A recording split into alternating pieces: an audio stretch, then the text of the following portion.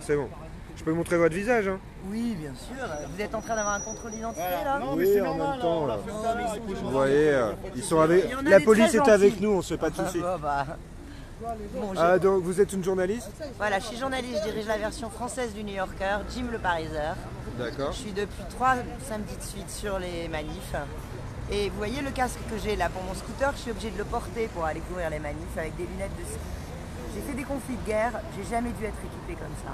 Alors on parle d'une grande démocratie. C'est symbolique ce que vous nous dites là. On parle d'une C'est grande énorme. démocratie, on parle de défendre les institutions depuis 2 jours, que ce soit Castaner, que ce soit Benjamin Griveaux. Mais les institutions, avant de les défendre, il faut les respecter. Et quand on parle au nom de la France, on a des devoirs.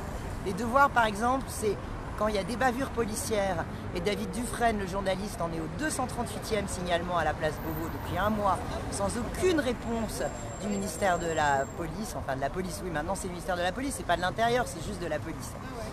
Et il n'y a eu aucun retour du ministère de l'Intérieur sur toutes les bavures qui ont été commises. Alors il y avait 2 boxeurs ce week-end.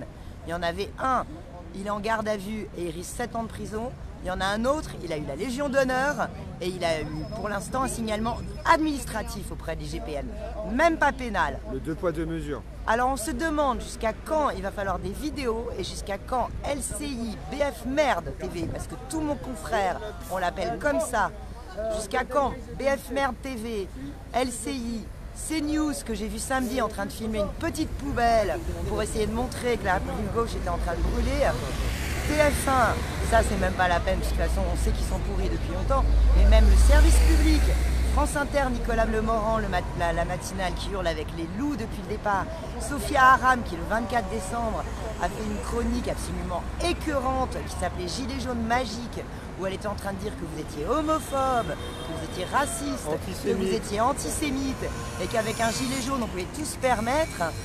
Quand ça va s'arrêter? Parce que nous les journalistes, moi j'ai 22 ans de journaliste derrière moi, j'ai une carte de presse et j'ai honte de mes confrères, j'ai honte de ce que j'appelle la grande manipulation, ce que j'ai mis sur mon site internet qui s'appelle Jim le Pariseur. Là je me fais de la pub. Allez-y, allez-y. Ça s'appelle la grande manipulation. Parce qu'aujourd'hui on n'informe plus, on fait de la fabrique d'information.